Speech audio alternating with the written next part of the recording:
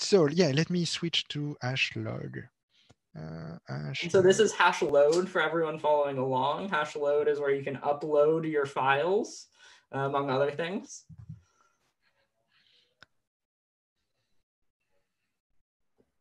But yeah, anyone who has questions, please continue letting us know in the chat.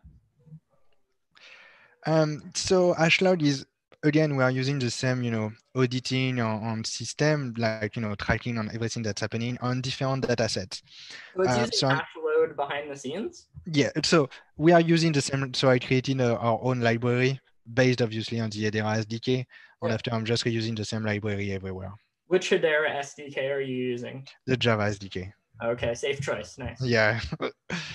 And so we are, plugging it in different, data sets. I'm not going to, I won't be able to show you everything because some data are like, private. Like, as you can see here, we have like a mortality dashboard.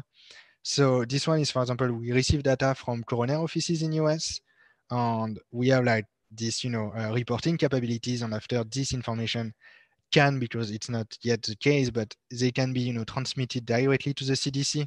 And after the CDC can, they can run their report and stuff like that on the mortality dashboard. And how many mortality clinics or data sources do you guys have for that one? So today we just started with two counties in US. So we are really proving, how it can be used and stuff like that. And for the like coroner offices, they are like, oh wow, we can see our data, we know it's safe, we know it's audited, and so it has been like a huge interest, in this one. Yeah, that's awesome. And after we have this clinical trial explorer. Let me show you because I really love it. So we know that everywhere in the world, to do a clinical trials, a lot of trials are like, stopped because they can't find patients to be involved, involved in the trial.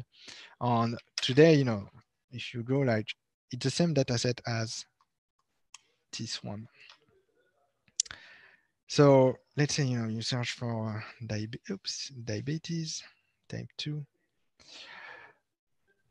And you have like this very, ugly platform where you don't really know how to click. You have a lot of information and stuff like that. And so we created to create, this dashboard where you can see, okay, I'm looking for, let's say, this kind of, a clinical trial on diabetes mellitus type 2.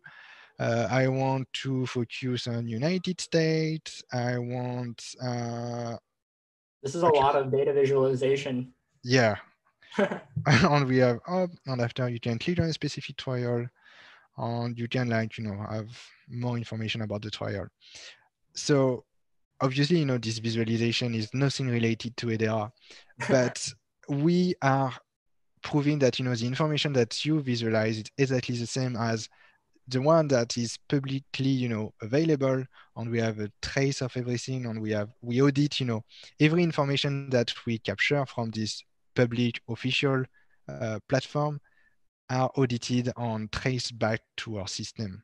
So, yeah, it's really interesting because the more that I work in this space and the more I think about blockchains and the value they provide, they really are just a type of public good. They're a public network that exists in the background as utility that anyone can use. And so, these public government, especially pharmaceutical and medical data sets, are also public goods.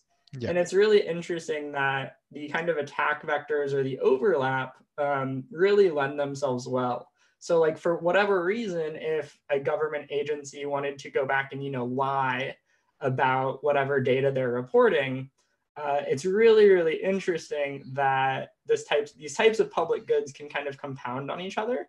And you can actually kind of prove to people, why did you tell us this 10 days ago if you have conflicting information? I think that's where a lot of this really comes into play. Yeah, no, definitely. Yeah.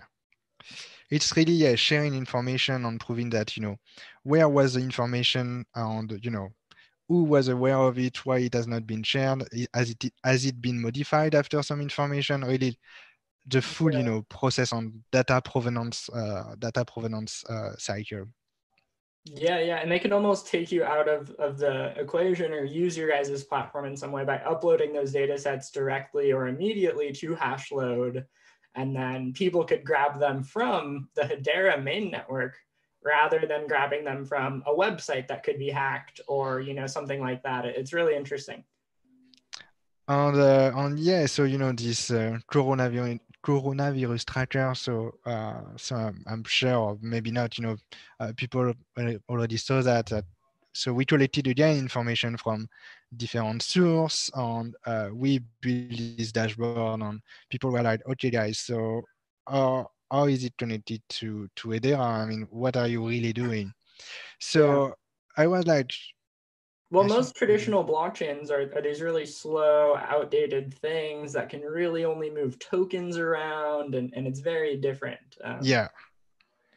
So I created, again, this diagram because I'm not speaking very well English, so I don't You speak very speak well great English. English, yeah. So- and I like to use, picture and diagrams and stuff like that.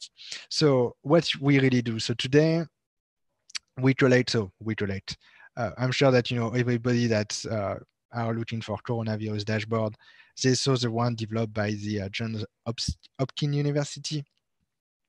So they are collecting, data from CDC, World Health Organization, and blah blah blah, and they are publishing that. So right now it's in GitHub now.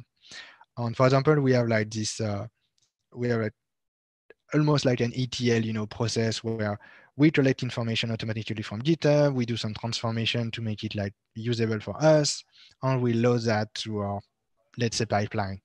And we do exactly the same for different data sources. So for Google Trends, we use as well a Twitter feed. On top, we had some, let's say, machine learning and some sentiment analysis.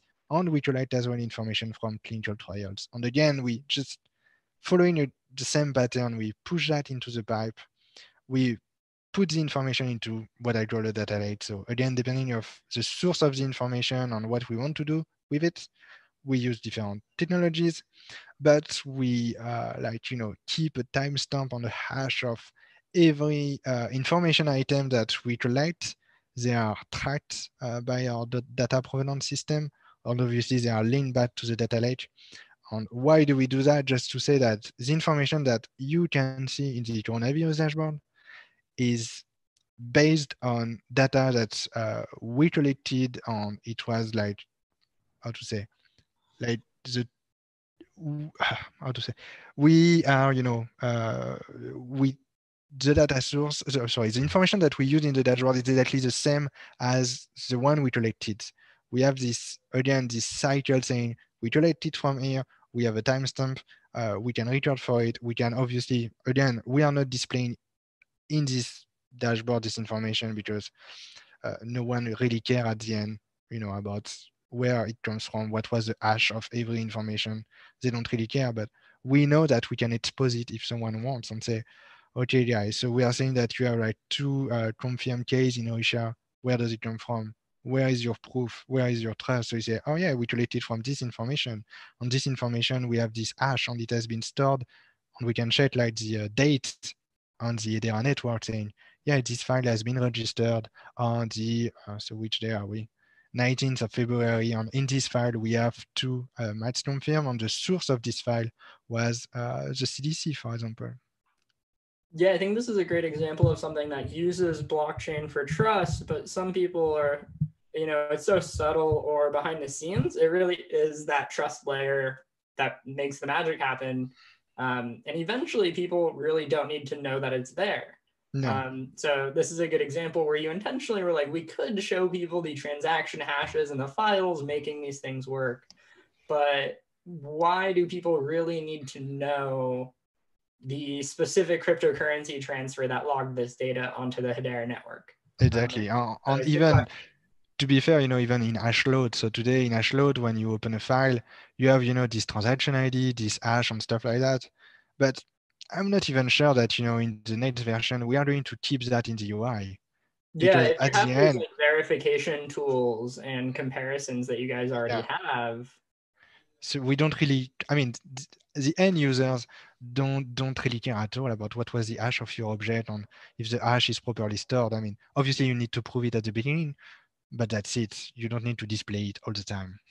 Yeah, if you have this type of trust score and can validate it and all those things, it's Yeah. a different model that, hopefully eventually people will be more excited about blockchain applications because they don't need to deal with transaction hashes and all these things. So it seems like we did have two questions. Yeah.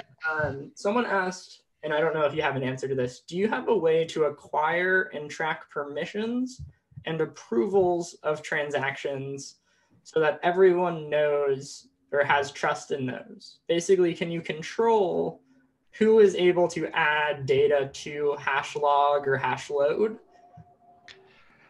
So maybe I misunderstand the question. So yes, Might as well. so I think that for me, I can understand it in two ways. So I'm going to reply to both of both of them. So yes, we have permission, at the collaboration space level. So today we are like two different roles. So You can add based, other people to your team, kind of. yeah. So for example, if I look for Jim, I'm not sure that Jim is a user here. Oh no, sorry, add members. Jim. Jim is not in the system. Your own CEO is not in your system. Shout out to Jim. Yeah, he's here. Yeah, because it's based on the email, and we don't have the. Okay. He does have an account. So after I can share my collaboration space with another individual, and I can say if it's a consumer and collaborator, and we are going to add more user role, but it's, to be fair, we are using these two basic one that maybe reply to 95% of our requirements, but we may add new one later on. Yeah, that makes sense. I love that you guys do things based off, use cases and needs rather than just saying, oh, yeah, let's throw in a dozen other user permissions. So Yeah. what would happen if I wanted to create an account on HashLoad and upload my own files and stuff like that? Would it allow me to have my own account? And basically I would, is that down the road? Yes. So today, obviously, I think that I don't want that, but I think that anyone can register. I don't know. I think we will remove that anyway. So the first time that you log into the system, we are like what we call like a regular or a standard user. So you can't do anything. It means that you can't see any space, you can't create a new space, and you need to ask, for example, let's say if you are working like for Hedera, you need to say, okay, I just created my account. Can you add me to every, marketing collaboration space that we have created and stuff like that? Yeah, so it's kind of like a traditional software as a service or sales model where you would go and work with, say, just for example, the CDC in a local area or a public health organization, and you would onboard their IT team or whoever it is, and they would grant access to the regular parties. Yeah, exactly. Yeah. So that makes sense. And then within, those teams and whoever has access, obviously they could track permissions and approvals just off those spaces that you kind of just showed us. Yeah, so we have like as well an admin console where we have the user management. So let's say, if I search for my CEO. So right now, Jim Nasser is a superhero, so he can do whatever he wants in the platform. He can use as well the audit system, so the reporting. I can change, every capability of everyone in the system from this admin console. That's really nice. And we have as well, like a way to request access to a space. And obviously, each time that, let me do that. For example, if I add Jim Nasser to this space, and I'm just put it as a collaborator. Oh, I'm going to add him. Okay. And now if I track, so let me remember where I do that. Yeah, I have the audit log at the space level as well. So we can see that what they were asking for. So you do have this really fine-grained, trackable, provable on Hedera log of everything. Wow. Yeah, exactly. So we can see on the space that obviously it's a lot of me tonight. And we can see that I added a user to the space. And again, we have the same proof on timestamp in the Hedera graph and so on. I really like this verify integrity kind of plugin that you have in that UI. I wonder how long it takes before that becomes a standard in Hedera's ecosystem. We have one other question. Someone asked if your dashboards are built using dc.js. That might be a question about d3.js. Okay. So no, Knowing yeah, my no, it's not d3.js. It's something else. So yeah, it's something else. It's something very secret. okay, very good. Okay. Sorry, we can't tell you what he's using to visualize his dashboards here.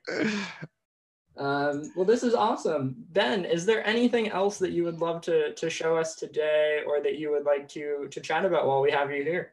No, I think I said, everything that I wanted to say. Yeah, no, really, that's pretty much it, I guess. Okay, that's really awesome. Well, thank you so much.